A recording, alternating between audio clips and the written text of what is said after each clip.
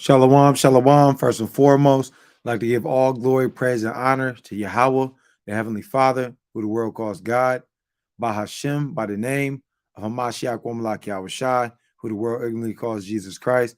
Brother Nehemiah, O.F.I, coming at you with another power precept. Today, we want to talk a little bit about charity. Alms deeds. These are things that we're required to do as God's chosen people, as a holy nation, to give charity, alms, in all consideration to those who are in a lower estate, whether that be financially, spiritually, emotionally, and His truth, and keep us as a nation built up as one body with many members. So, all praises Yahweh Bashem Yahushai. Let's go ahead and get into it. First, we're going to bring out in the book of Matthew, the 6th chapter, Salakia, Matthew 6:1, it says, "Be careful not to practice your righteousness in front of others to be seen by them. If you do, you will have no reward from your Father in heaven. So when you give to the needy, do not announce it with trumpets, as the hypocrites do in the synagogues and on the streets to be honored by others. Truly, I tell you, they have received their reward in full. But when you give to the needy, do not let the left hand know what your right hand is doing, so that your giving may be in secret. Then your Father who sees what is done in secret will reward you." And this is very important.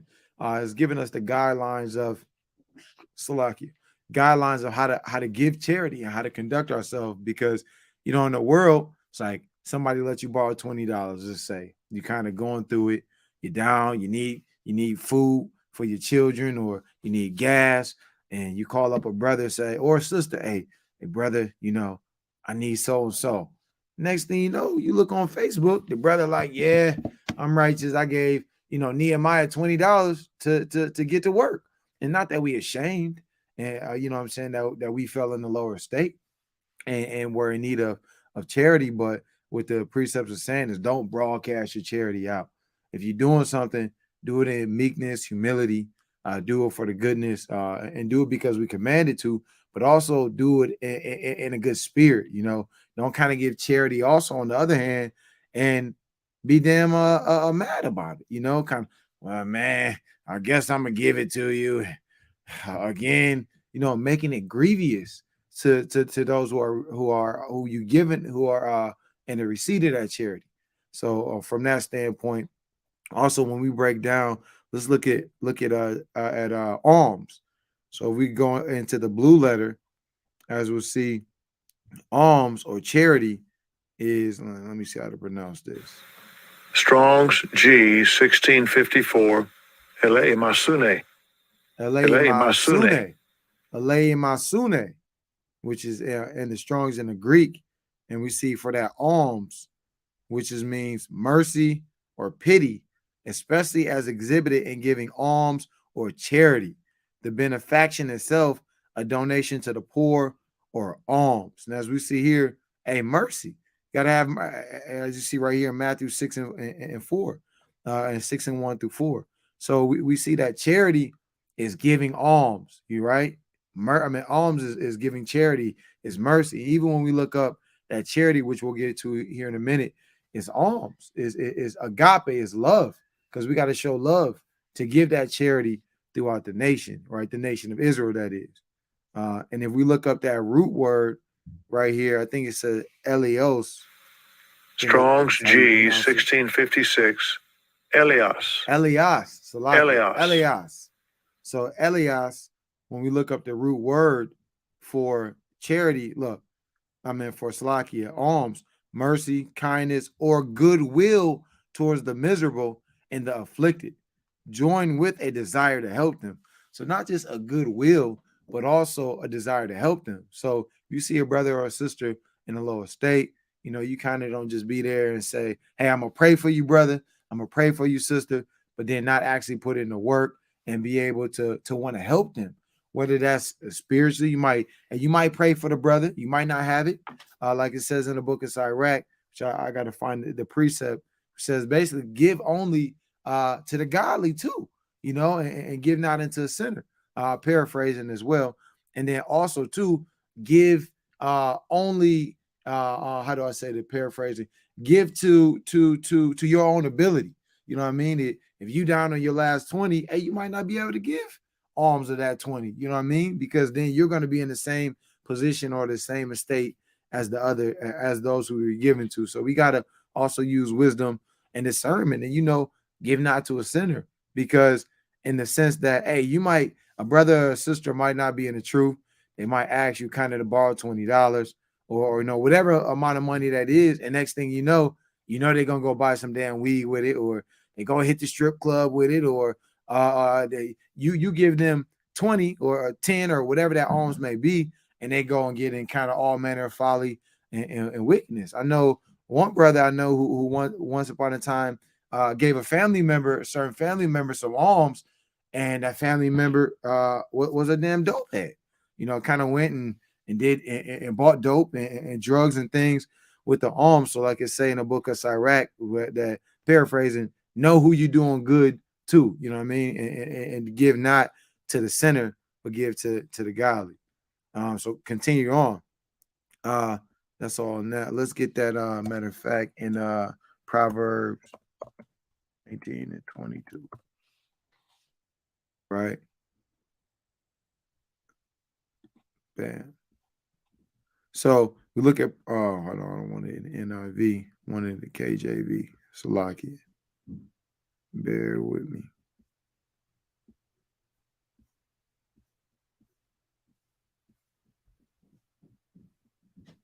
Bear with me.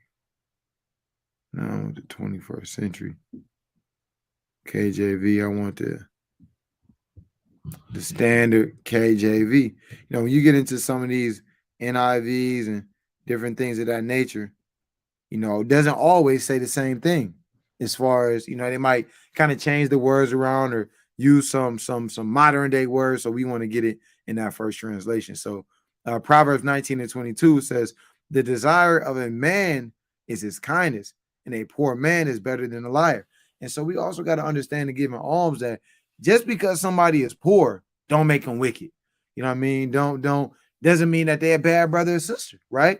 As the Most High say, the precepts say that it's better to be poor than a liar. You might have certain men or certain women who are rich, who are wealthy, who have a lot of physical things of this world, a lot of money or a lot of notoriety or a lot of material things and material goods. They may have sufficient food and things of that nature, but they might be damn wicked. And so it's saying that a poor man or the poor is better than a liar. And also we're going to get Salaki. I'm looking at my notes that account of Acts. It's that 3. Bam. And actually I want all with it. All right, con. So another account in terms of also charity does not just mean money. You know what I'm saying? Charity does not just mean money. Oftentimes when we think about alms, we only think about money. And we know that the riches of the kingdom of heaven is the word that the Most High gave us through his son, through the prophets, so forth and so on, right?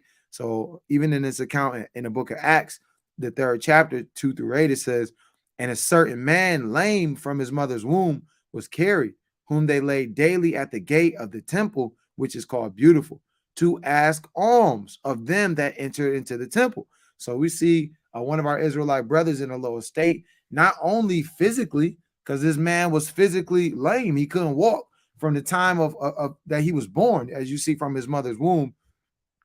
Salakia. And he also, they kind of brought this, this brother in front of the temple, laying him at the gates daily so that he can ask for alms, right? Now, verse 3, who seeing Peter and John about to go into the temple, asked an alms. So, and Peter, fastening his eyes upon him with John, said, look on us. And he gave heed unto them, expecting to receive something of them. Now, Salaki, you got to imagine, like, kind of put yourself, when we read these precepts, kind of put yourself in that environment, right? In that situation. So, you got Peter, you got John, they about to go into the temple and pray and so forth and so on. And you got a brother laying there who's lame, who can't walk. And this is what he does. He's asking for alms, right? And at this time, so when they come up, he's expecting them to give him alms. And they say, look upon us. So the brother kind of looking, and he expecting it for them to give him some money, you know? And look what they say. Verse 5, and he gave heed unto them, expecting to receive something of them. Then Peter said, silver and gold have I none, but such as I have give I thee. In the name of Yahushua Mashiach of Nazareth, rise up and walk. And he took him by the right hand and lifted him up, and immediately his feet and ankle bones received strength. And he leaping up stood and walked, and entered with them into the temple, walking and leaping and praising Yahweh. So we see also that alms is this word as well. Hey, we commanded to give this word, and that's the gospel too. We're gonna get that in Isaiah 61, I believe, that this is the gospel as well. You see how the brothers, how they gave alms, and the alms that they gave wasn't in the form of money, but it was in form of healing. And how did they heal? Through the power of Yahweh Bashim Yahushua. So we also got to know in His truth, and that's why we commanded as men to go out to the highways and the hedges, as we read in the book of Matthew, so that we could wake up the lost sheep of the house of Israel, and that's giving alms as well, of doing this work, right? And matter of fact, what do I want? Let's get that right quick. And as we see that they gave the brothers the gospel, and that's alms too, because that's love for our people. That's a part of giving that charity, that love, doing that righteous work when we go out, whether it's on the Sabbath, the highway, whether it's throughout the week, providing true love, true alms. So Isaiah 61, and this is what the brothers Peter and John just did in the book of Acts. As we saw, they went out, they gave the lame brother the gospel. They gave him that words, they gave him life, they gave him health, and it strengthened his bones. And he got up and he went in and he praised the Most High. The book of Isaiah, chapter 61, verse 1. The Spirit of Yahweh is upon me, because the Lord hath anointed me to preach good tidings unto the meek. And see, that's the brother was meek. He was in the lower state. He hath sent me to bind up the brokenhearted, to proclaim liberty to the captives, and the opening of the prison to them that are bound, to proclaim the acceptable year of the Lord and the day of vengeance of our God, to comfort all that mourn, to appoint unto them that mourn in Zion, to give unto them beauty for ashes, the oil of joy for mourning, the garment of praise for the spirit of heaviness, that they may be called trees of righteousness, the planting of the Lord, that he might be glorified. And we saw a beautiful example of that in the book of Acts with Peter and John when they was going, as we just brought out, into the temple, and they was able to raise the meek up. They was able to raise, that brother was captive to his infirmity, to his lower state, to his ailments. He couldn't walk, he was lame, born without strong legs and things of that nature from the womb, and it forced the brother to be in a lower state where he kind of had to lay there and he had to beg. And that remind me of what's that precept? Hold on, I'm in my notes. I had written it down. In Samuel, right? That is Samuel, 1 Samuel. Bear with me. I know it's in 1 Samuel. Salakia. I think I'm looking for 1 Samuel 2:8. That's what I'm looking for. Because also the Most High tell us that, hey, he can raise anybody up from a lower state. And sometimes the lower state, whether it be emotionally, spiritually, it could be financially, in this captivity, we go through things. You know what I'm saying? Hey, your lights may be cut off, your gas may be cut off, and you might need help for rent. You might get damn fired from your job and have to depend on our brothers in the congregation. Might have to come together, kind of give alms and give it in a good in a good spirit, right? But the Most High, like it says in 1 Samuel 2:8, and this is also in Proverbs, I believe. No, in Psalms, it says 1 Samuel 2:8, he raises up the poor out of the dust, and lifteth up the beggar from the dunghill. And dunghill, we know what that is. Doo-doo, from a low estate, right? To set them among princes and to make them inherit the throne of glory. And we know the throne of glory is this salvation through Yahweh Shem Yahushai, through receiving the gospel, through receiving the precepts, and so forth and so on. For the pillars of the earth are Yahweh's, and he have set the world upon them. So we see that even being in a lower state, the Most High can raise anybody up. He said he'll raise the beggar from the dunghill, and there's no lower estate than being in the dunghill. So and we know that the Most High works through man, right? So the Most High may send that brother to kind of edify you through the word. The brother may be in a position to give you alms financially, or just to edify you and impart something into you spiritually through giving you these words of truth, the words of life, and kind of get your spirits back up, because once again, we in this captivity. We go through things. I myself go through a lot of things in this captivity, like all my other brothers and sisters. And so as we commanded to give alms, to give charity, it says in I believe that's what's that First Peter, right? Yep. In First Peter 4:8, it tells us charity hides a multitude of sins. So First Peter chapter 4, verse 8, it says, and above all things, have fervent charity among yourselves, for charity shall cover the multitude of sins. And we know that charity is a big thing because every single day as we out here in this world, we sin. You may have wicked thoughts. You may break some law, statutes, and commandments, not willfully, unwillfully. You may have hate in your heart towards a brother or sister, whatever it may be that you're going through. And we want to get those sins blotted out, right?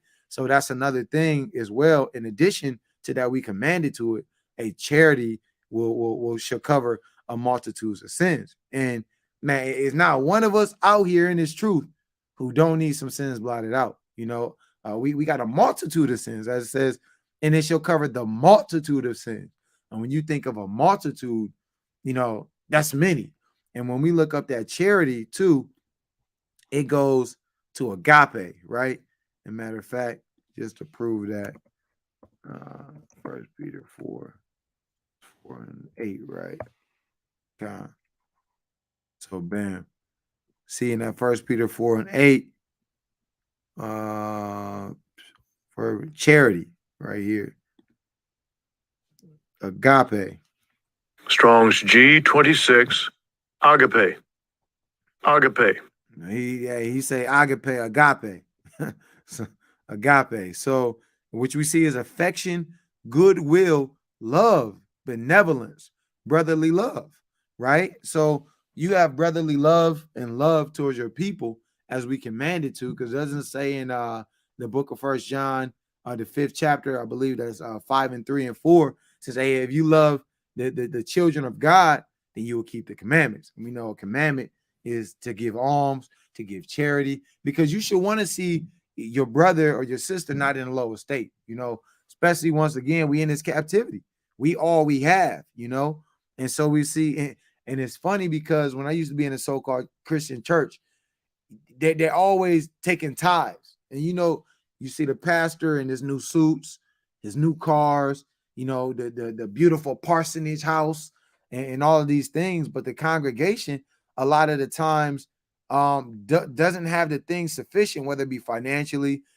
Some brothers and sisters and family may not have sufficient food, and things of that nature, and not just physical food, but spiritual food, as we read in Matthew 4:4.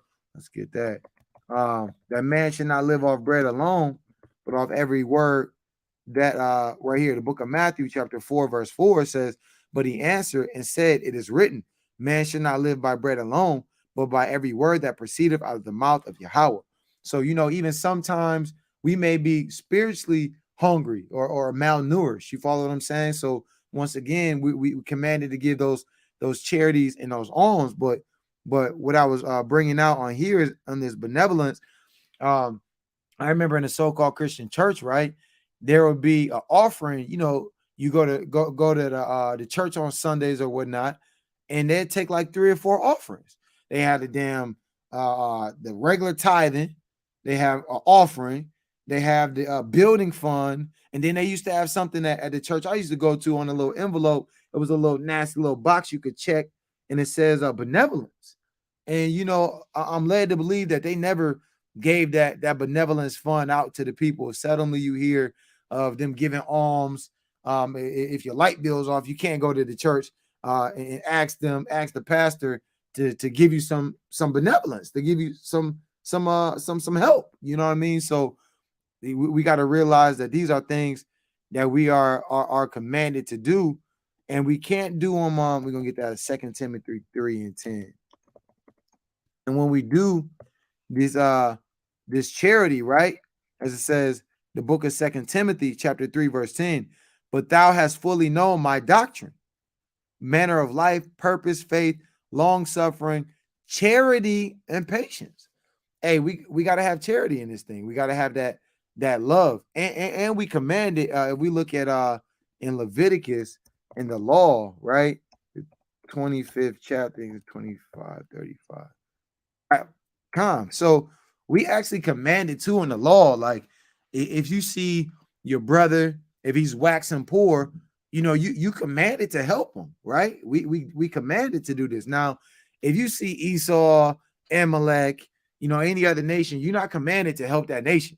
That nation's people, let them help their own nation. We got to get back to helping our people, which we commanded to helping our people, right? So Leviticus 25:35. And if thy brother be waxing poor and fallen in decay with thee, then thou shalt relieve him. Yea, though he be a stranger or a sojourner, that he may live with thee. So furthermore, hey, you got to have alms and charity in this thing, right? You see your brother, if you got means to help your brother, help your brother. We command it. Help the poor of your nation, your neighbor, that's your brother, right? Of your nation, fellow Israelites, okay? Because we know there's and the Most High, he takes account of these things. And he'll, as I said, we brought out in Matthew 6:1-4, that you don't have to broadcast your charities and your alms out to everybody, because the Most High, he knows, the charity that you've done. He knows your heart, which is your mind. He knows the deeds and things of that nature. Like even when we think about the account of let's get that, Acts 10, of Cornelius, right? Bam. So if we look at I actually want 1-4. If we look at Cornelius, didn't it say that Cornelius gave much alms, and that was that his alms and his prayers came up to the Most High, right, as a memorial. You follow me? So the Most High, the angels are taking into account and are taking and recording all the alms you're doing. What spirit you doing the alms in? Are you doing them in the spirit to be seen? Are you broadcasting it out? Are you doing it in giving alms in a spirit of kind of being how do you say this? Of being reluctant, of being reluctant. It's another word. That's not the word I'm looking for, but basically where you're not being joyful in all things of giving the alms. If you're not giving them in a good spirit, you just doing it because you commanded, but there's no love in it. Well, brother, I'm commanded to give you alms. Take that, you better pay me back too. Like, we got to know what spirit that we doing it in. Are we doing it out of that true charity, that true agape? But to this account, Acts 10:1-4 says, there was a certain man in Caesarea called Cornelius, a centurion of the band called the Italian band. We know, despite the doctrines that are out in Israel, that Cornelius was an Israelite, right? A devout man. And that gives it a way right there. Devout is keeping the law, statutes, commandments, having faith, Yahweh Hashem Yahushai. And we know the heathens were not devout. You follow what I'm saying? They didn't keep the law, statutes, and commandments, so forth and so on, right? So a devout man, and one that feareth Yahweh with all his house, which gave much alms to the people and prayed to Yahweh always. So we see that Cornelius, he was keeping commandments. He was devout. He kept the law, statutes, and commandments, right? He had faith in Yahweh Hashem Yahushai, and he gave alms. And look, it says, he saw in a vision, evidently about the 9th hour of the day, which we know is the hour, one of the hours of prayer. an angel of Yahweh coming in to him and saying unto him, Cornelius. And when he looked on him, he was afraid and said, What is it, Lord? And he said unto him, Thy prayers and thy alms are come up for a memorial before Yahweh. And matter of fact, if we look at even in the blue letter, if we look at that memorial, right? It's to record, right? Bear with me. Thy prayers and thy alms come up for a memorial, right?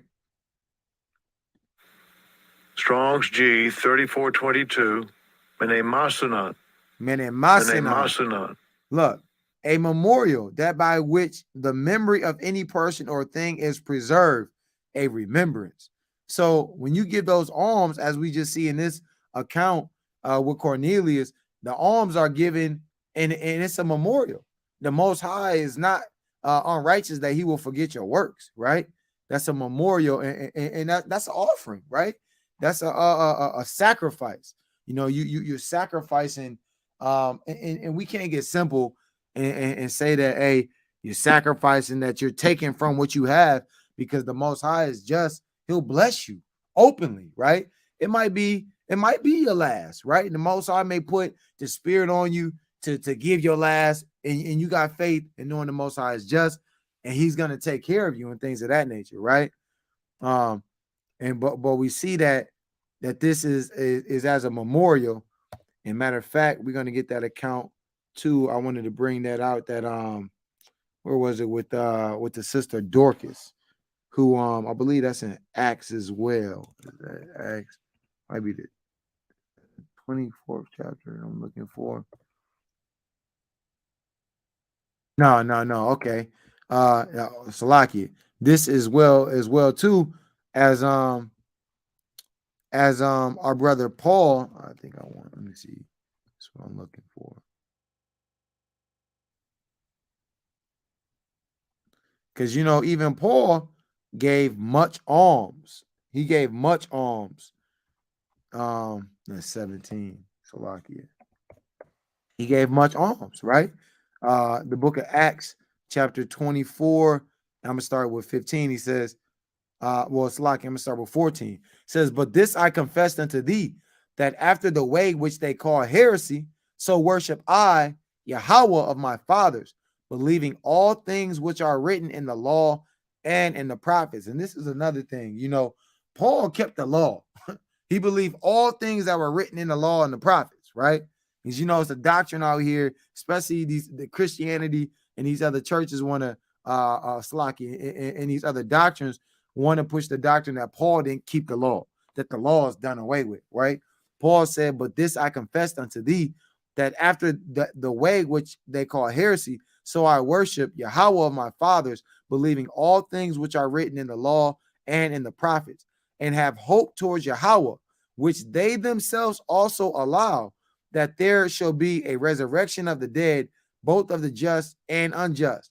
And herein do I exercise myself to have always a conscience void to offense towards Yahweh and towards man. It says, Now after many years I came to bring alms to my nation and offerings, right?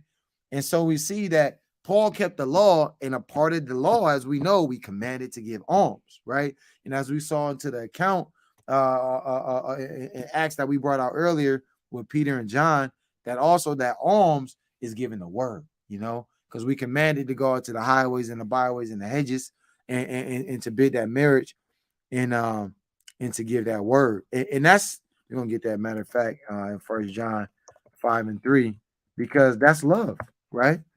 It says, For this is the love of Yahweh. We want 3 and 4. So lucky.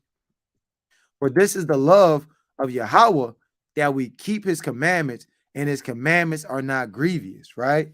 For whosoever is born of Yahweh overcometh the world, and this is the victory. And Salaki, I actually want to start with verse 2. There it is, 1 John 5:2. By this we know that we love the children of Yahweh, when we love Yahweh and keep his commandments. So we got to love one another. And when we look this up, matter of fact, and if we go to the blue letter, right? And when we see, bam, look, that we love, that's that G25, that agape again, right? That agape, right? So we see entertain, to be fondly, love, dearly, love, agape, right? The same that we found right here, affection, goodwill, love. Look, G26, that same agape that was in that First Peter 4 and 8 though too. So we see that the agape love, charity, is the same root word in the Greek too that was translated right here in this First John 5 and 2. By this we know that we love the children of Yahweh when we love Yahweh and keep his commandments. For this is the love of Yahweh, that we keep his commandments, and his commandments are not grievous. Because it's not grievous to love your brother as you love yourself, to give alms, to keep the faith, and so forth and so on. And we're gonna close up with this too with so, and a part of that love, as we know, is going out and spreading the word, keeping the law, statutes, and commandments. It says, go, the book of Matthew, chapter 22, verse 9 and 10. Go ye therefore into the highways, and as many as ye shall find, bid to the marriage. So those servants went out into the highways and gathered together all as many as they found, both bad and good, and the wedding was furnished with guests. So we see that we got to go into the highways and the byways and hedges, bid that marriage, chiefly, which is showing charity, which is agape, which is love, a giving alms. You follow what I'm saying? And giving the words of life, chiefly, which is more important than money. Now we know it says that money is a defense. Is a defense and is a tool that we can use. Paraphrasing, and I believe that's Ecclesiastes. But nevertheless, we got to keep the law, statutes, and commandments. We got to have faith in Yahweh Shem Yahushai, and we gotta show charity, right? Matter of fact, I want to grab a couple more precepts. Let me get that. What is that? Colossians 3 and 4, 3 and 14. Slocky. Right. So Colossians 3 and 14, it says, and above all these things, put on charity, which is the bond of perfectness. So, matter of fact, we're gonna go. Let me start with verse 10. It says, verse 10, and have put on the new man, which is renewed in knowledge after the image of him that created him. Right? We got to be renewed, put off the old man, the man of the ways of the world, and come back into the law, statutes, and commandments. It says, where there is neither Greek nor Jew, circumcision nor uncircumcision, barbarian, Scythian, bond nor free, but Yahushai is all and in all.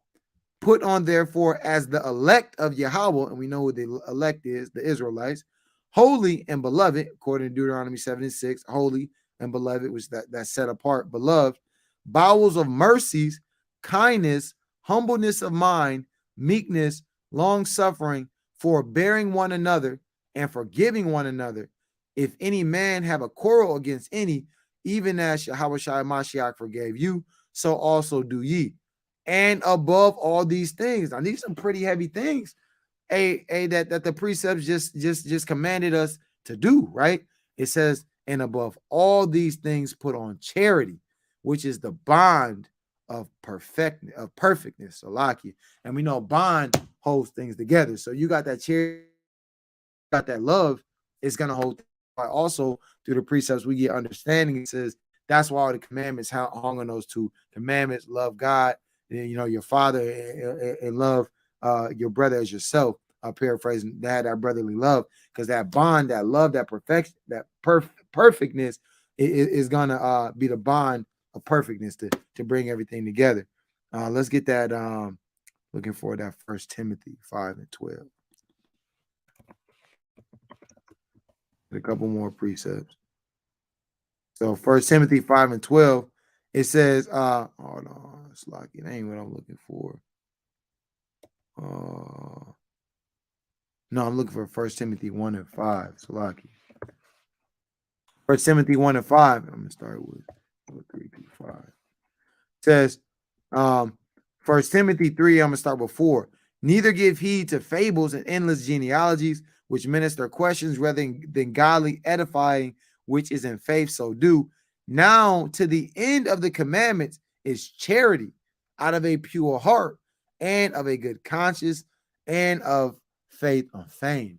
And this is important, as we talked about early. Like when you give charity, when you give alms, you got to do it in the right spirit, right? You got to be in the right mind. You got to do it out of love. You got to do it out of compassion. And we go through things, man. We got to have compassion for one another and His truth.